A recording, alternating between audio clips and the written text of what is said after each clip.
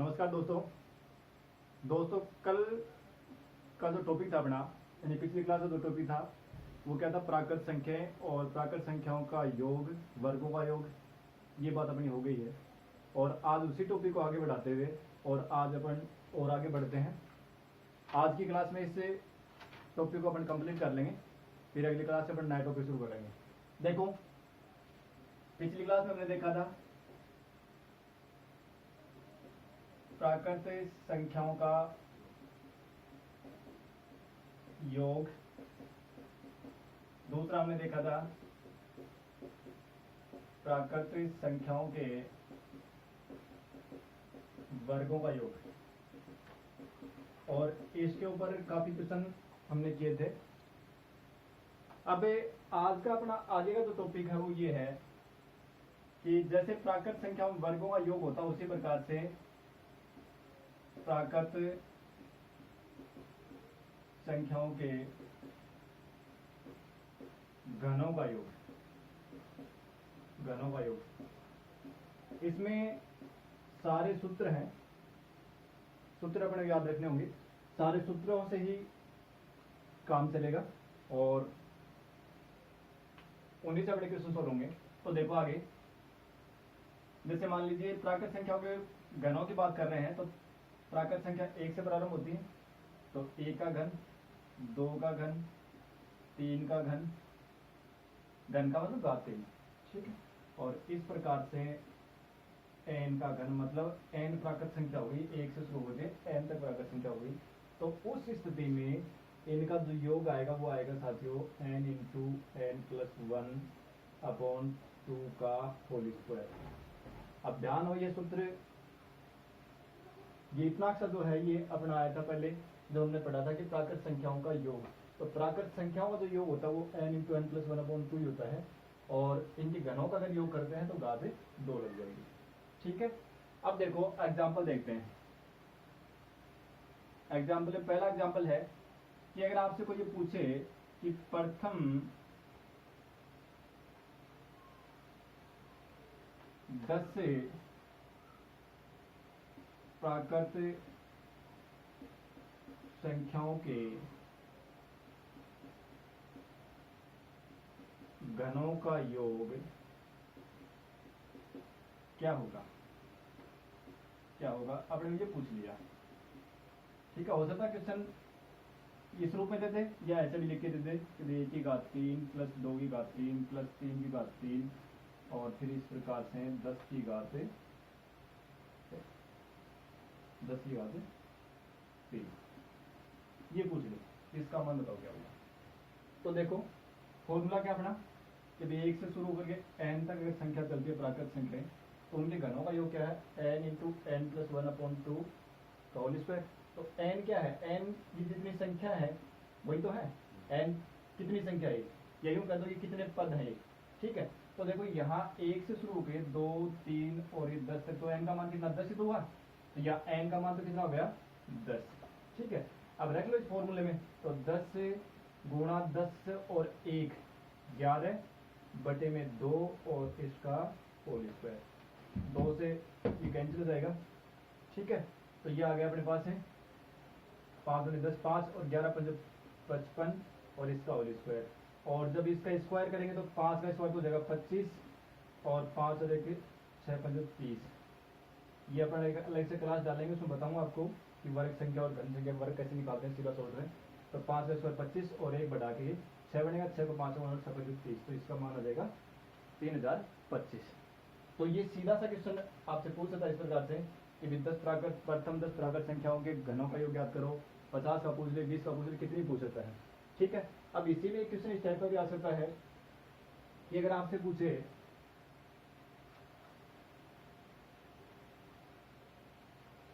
कोई क्वेश्चन दे दिया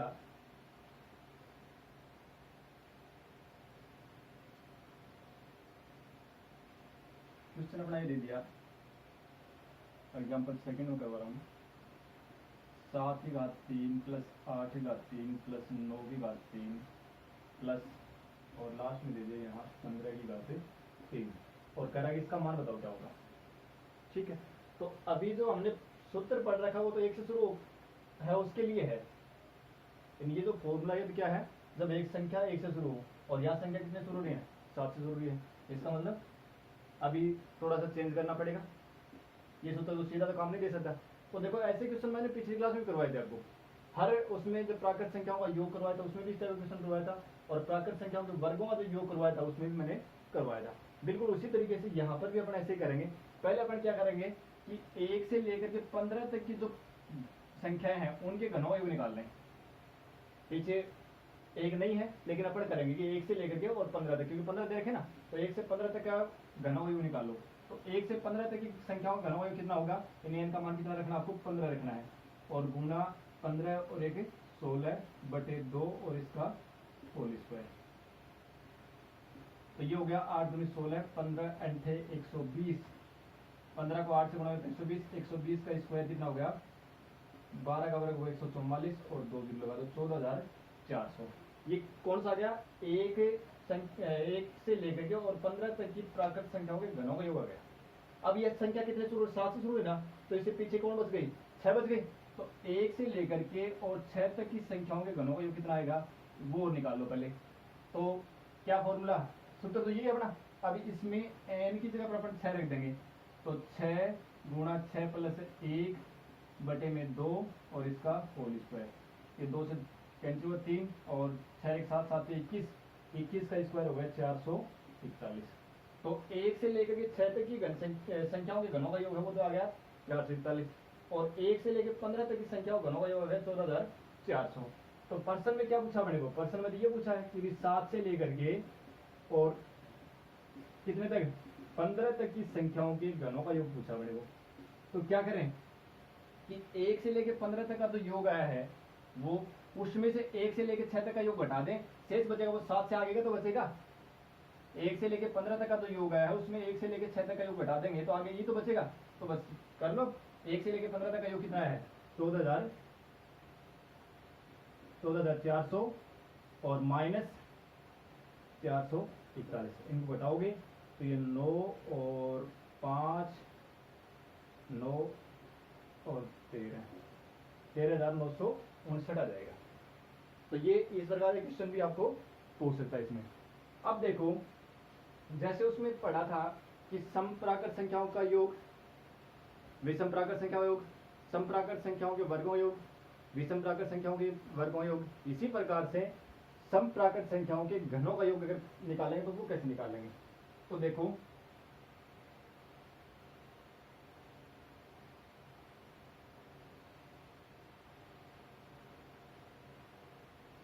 अगला अपना टॉपिक है, इसी में अगली बात आएगी सम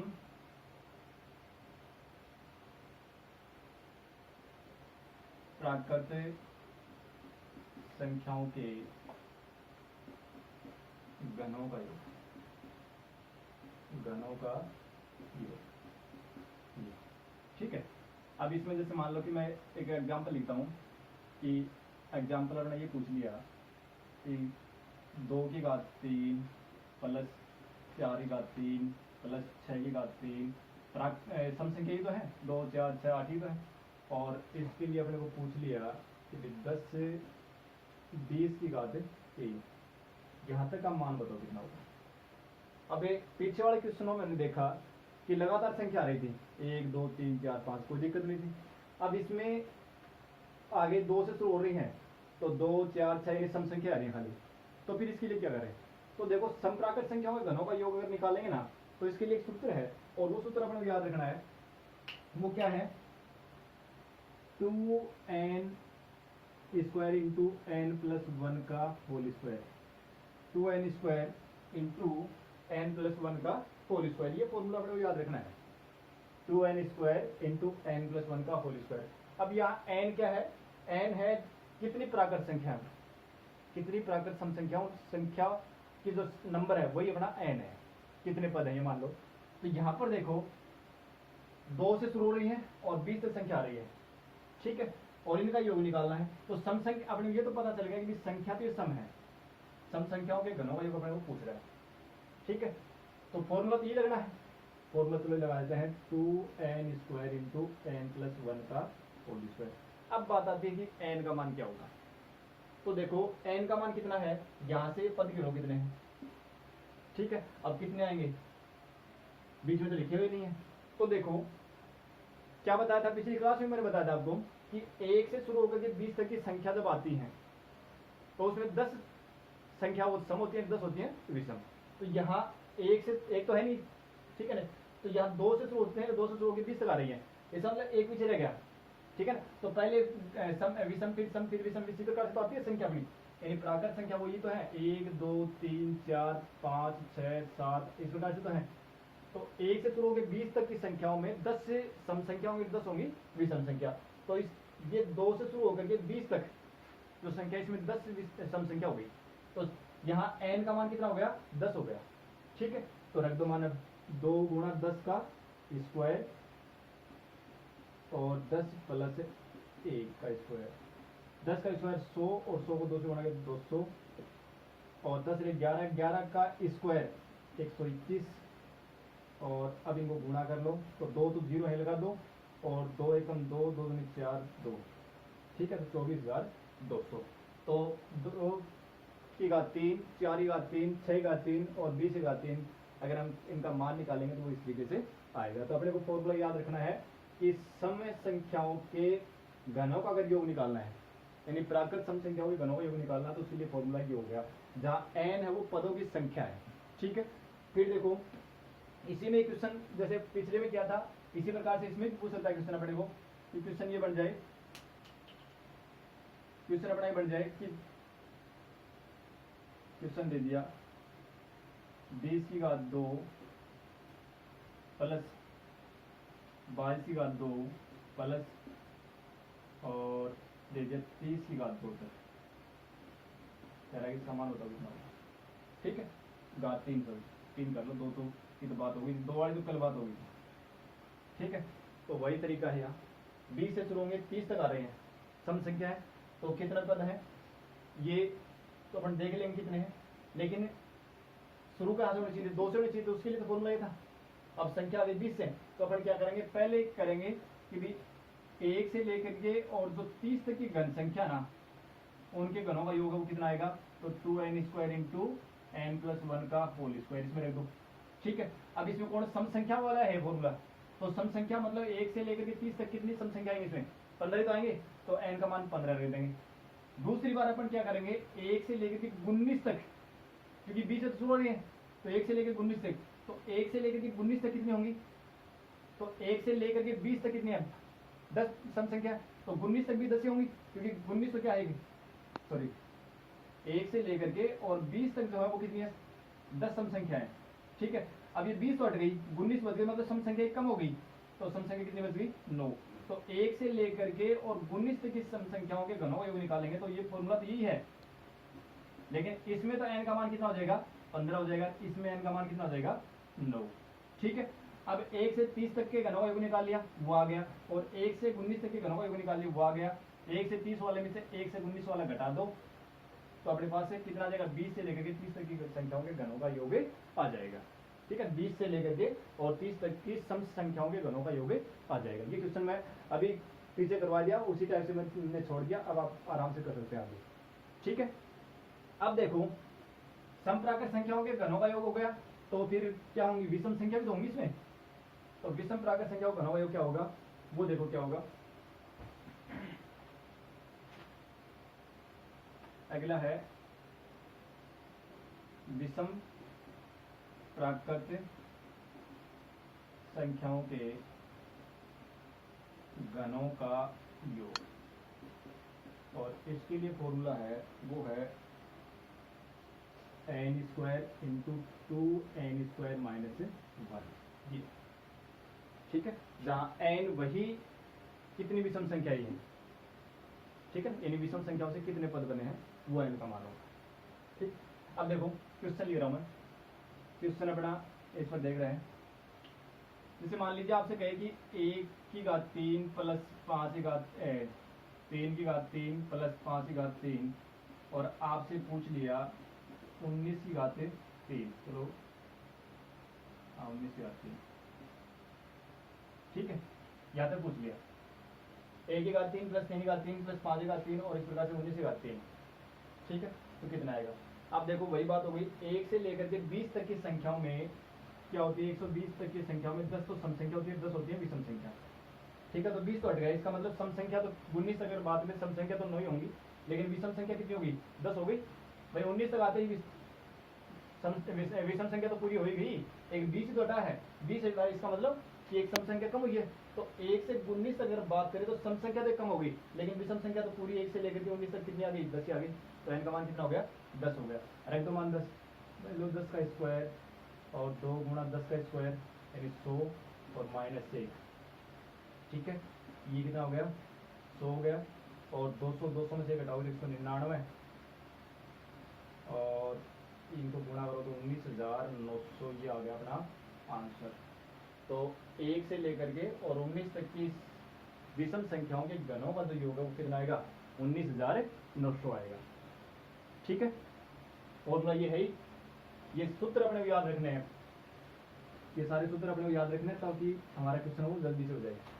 ठीक है, अब देखो एक क्वेश्चन और लिख रहा हूं मैं। अगर क्वेश्चन में आपसे पूछे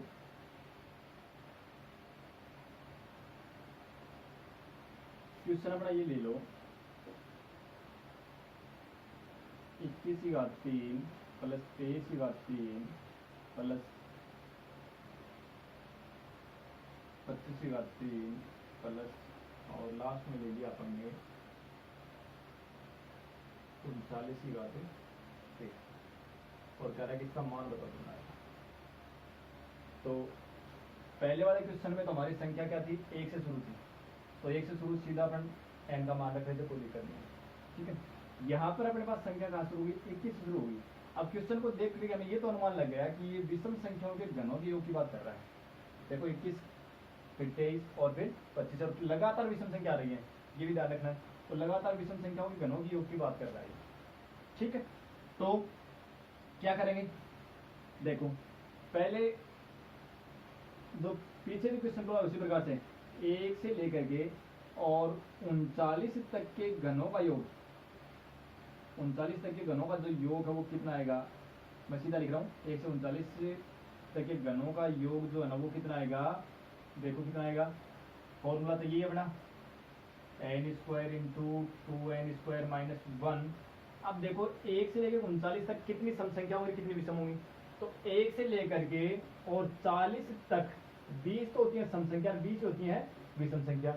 अब 40 से कम यानी 39 तक रही, 1 से लेकर 39 तक रही, इसका मतलब 40 तो हट गया। ठीक है, तो सम अगर 1 से 39 तक की बात करें तो एक सम संख्या तो कम हुई है 40, विषम तो पूरी पूरी है। तो 1 से 39 तक की संख्याओं में विषम संख्या कितनी आ गई? 20 आ गई। तो यहाँ n का मान कितना हो गया? 20 हो गया। तो 20 का स्क्वायर 400, और 20 का स्क्वायर 400 यानी कि 20 रखोगे तो 20 का स्क्वायर 400, 400 2 से गुणा होगा तो 800, और 800 में से 1 कम करोगे तो 799।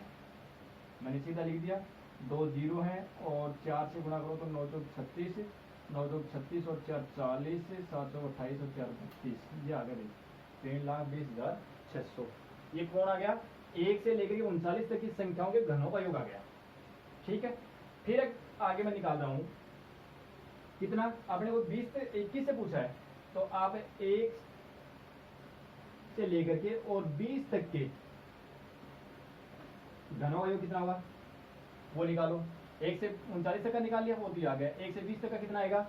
तो वही 1 से 20 तक कितनी सम संख्या, विषम संख्या कितनी हुई? 10 हुई। ठीक है, तो 10 रख दो इसमें, तो 10 का स्क्वायर 100, और 10 का स्क्वायर 100, 200, 199 आ गए, और 199 को अगर आप गुणा करोगे तो 19,900 आ गए। ये कौन आ गया? 1 से लेकर के 20 तक की संख्याओं के घनों का योग, और ये आ गया 1 से लेकर 39 तक की संख्याओं के घनों का योग। अब क्या पूछा अपने को पूछा तो क्वेश्चन में तो ये पूछा अपने को कि आप क्या निकालें, 20 की घात 3 से लेकर के 20 की घात 3, 23 की घात 3 और इस प्रकार से 39 की घात 3 तक का आपको मान निकालना है। ठीक है, तो क्या करें, 1 से 39 तक का जो योग आया है कितना? 3,20,600।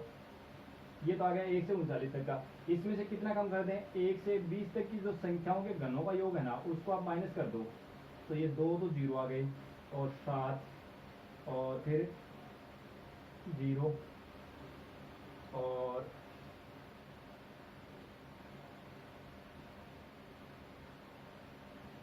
जीरो हो गया, ये 0 हो गया 7 और फिर 0 और फिर 1 और 3। ठीक है, ये आ गया अपने पास है 3,10,000 3,07,000 आएंगे। ठीक है, 3,07,000 3,20,600 में से अगर 3,20,600 में से 19,900 हटाएंगे तो 3,07,000। ये आ गया अपने पास 21 से लेकर 39 तक की संख्याओं के गणों का योग। तो दोस्तों ये था अपना प्राकृत संख्याओं के योग से संबंधित बातें, वर्गों के योग से और घनों के योग से संबंधित बातें मैंने बता दी। इस प्रकार के क्वेश्चन अगर इनसे क्वेश्चन पूछा जाता है तो इसी टाइप के क्वेश्चन अपने को पूछे जाएंगे। क्वेश्चन वो ध्यान से देख लेना उसमें क्या पूछ रहा है, कभी सम संख्या की बात करेगा, कभी विषम संख्या की बात करेगा, तो कभी सीधी संख्याओं के वर्गों की योग बात कर लेगा, घनों की बात कर लेगा, वो अपने को देखना है। अब देखो इसी में एक बात और बताता हूँ आपको, जो कई बार अपने को पूछ लेता है हमें ध्यान नहीं रहता, वो क्या देखो, अगर आपको संख्याएं दे दी, प्राकृत संख्या दे रखी, लेकिन उसमें चिन्हों का जो प्रयोग है वो उसने एकांतर क्रम में कर दिए, एक प्लस एक माइनस, एक प्लस एक माइनस। तो उस स्थिति में कैसे क्या उनको हल करेंगे और कैसे क्या उनका मान आएगा, देखो मैं सीधा एग्जाम्पल से बताता हूँ आपको। ठीक है, कि जैसे आपसे कहे कि भाई 1 - 2 + 3 - 4 + 5 - 6 इस प्रकार चल रहा है। ठीक है, और लास्ट में इसने दे दिया कि माइनस के 400 दे दिया। ठीक है, देखो सम संख्याओं के साथ में क्या है माइनस और विषम संख्याओं के साथ में प्लस है, और कह रहा है कि इसका मान बताओ कितना होगा। तो हो गई समस्या, कैसे निकाले।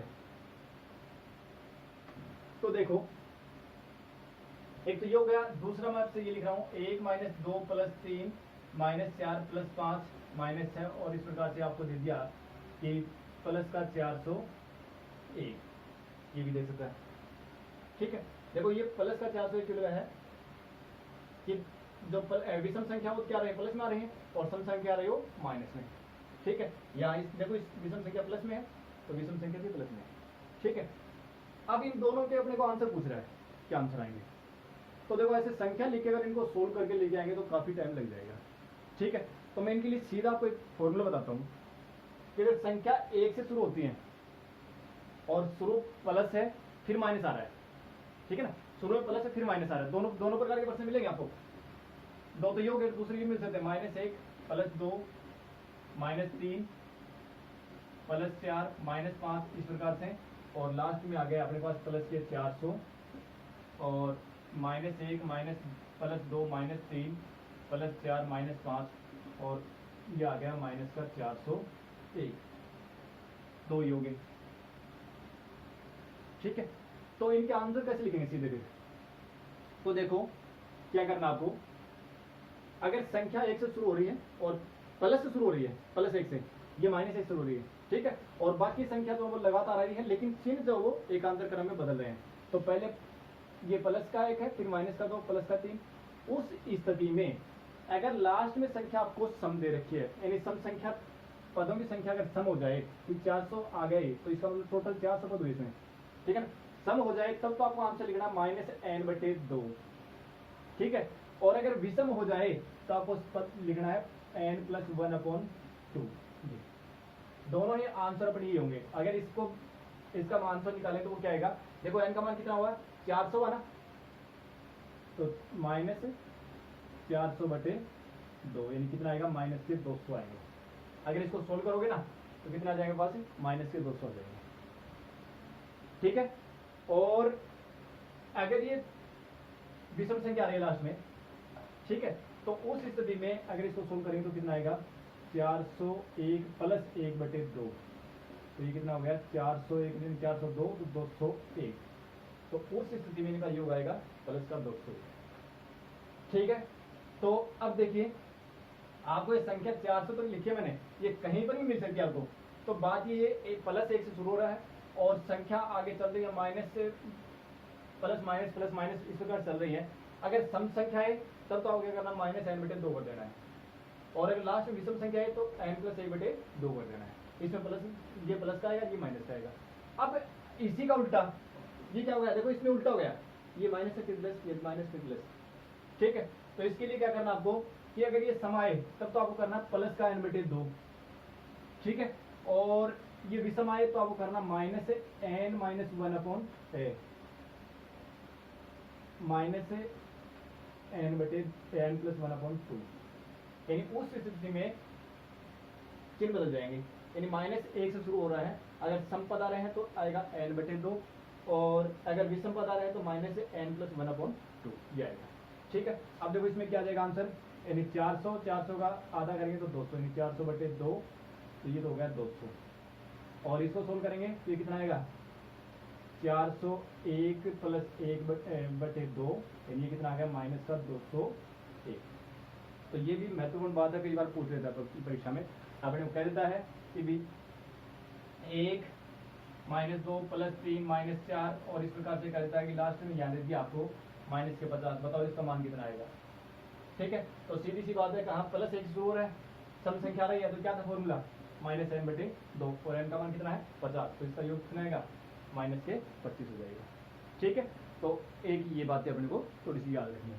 तो आज से हमने पढ़ लिया पूरा प्राकृत संख्याओं का योग, प्राकृत संख्या के बारे में जानकारी, उनका योग, वर्गों का योग, घनों का योग, और कुछ एकांतर क्रम में चिन्ह आ रहे हैं तो प्राकृत संख्याओं के बीच में तो कैसा होगा, ये क्वेश्चन अपन ने कर लिया।